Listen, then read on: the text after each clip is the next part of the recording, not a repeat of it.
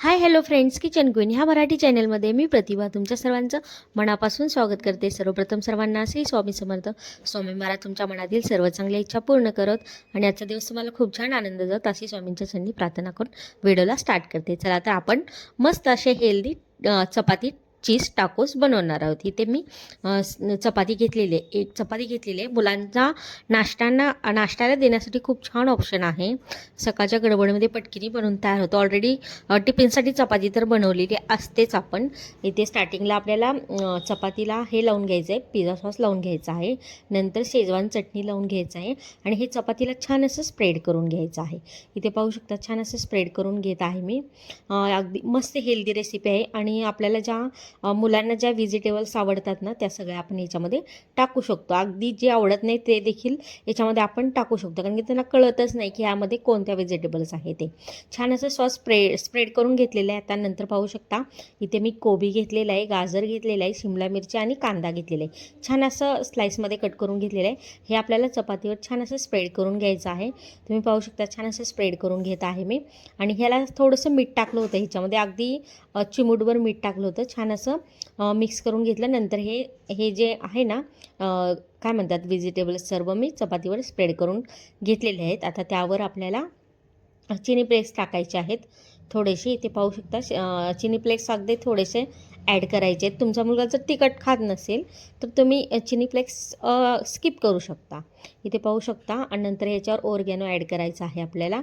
चॅनलवर नवीन असाल आणि पहिल्यांदाच व्हिडिओ पाहत असाल तर किचन क्वीन ह्या मराठी चॅनलला नक्की सबस्क्राईब करा आणि शेजारच्या बेल आयकॉनवरही नक्की क्लिक करा.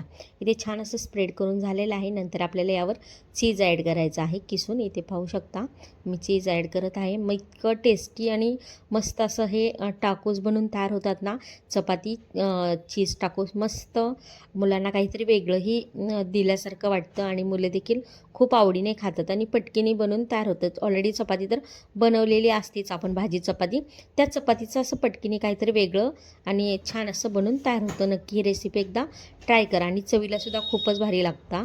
इथे पाहू शकता चीज छान असं मी किसून टाकलेलं आहे. नंतर चपाती आपल्याला फोल्ड करायची आहे. इथे पाहू शकता छान अशी फोल्ड करून घेतलेली आहे मी.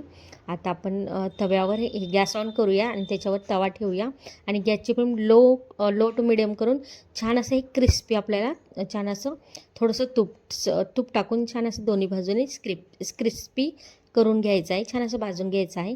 इथे पाहू शकता इथे तुम्ही बटरसुद्धा ॲड करू शकता किंवा तेलसुद्धा ॲड करू शकता. मी तूप ॲड करत आहे आणि छान असं स्प्रेड करून घेतलेलं आहे तूप तव्याला.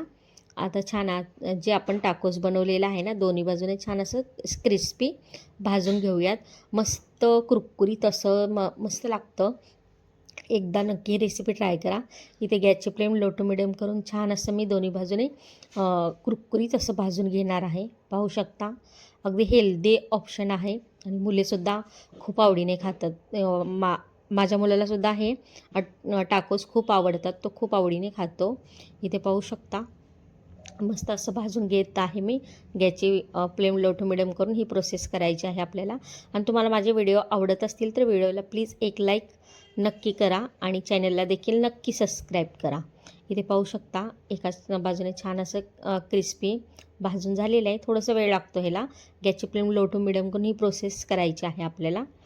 इथे पाहू शकता मस्त असं भाजून घेत आहे मी. असं प्रेस करून भाजायचं आहे कारण की आतलं चीज देखील मेल्ट होणं खूप गरजेचं आहे. इथे पाहू शकता मस्त काही सुंदर असा ब्राऊन रंग आलेला आहे चपातीला. मस्त कुरकुरीत अशी एका साईडने छान अशी भाजून घेतलेली. आता दुसऱ्या साईडने देखील आपण छान अशी भाजून घेऊयात चपाती. अगदी कुरकुरीत लागतात आणि मस्त असे लागतात. हे टाकोस बनवून तयार होतात आणि मुले तर खूप आवडीने खातात. मुलेच काय घरातील मोठी व्यक्तीसुद्धा आवडीने खातील.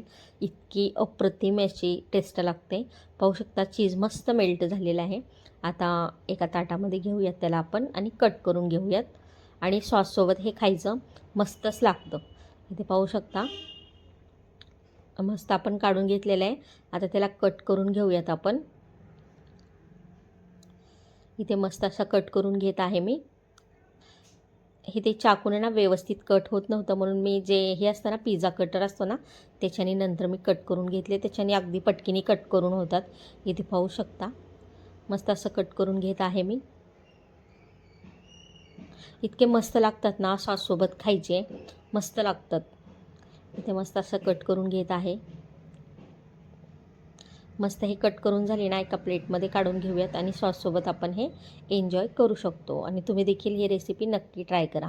आणि व्हिडिओ जर आवडला असेल तर व्हिडिओला एक लाईक नक्की करा.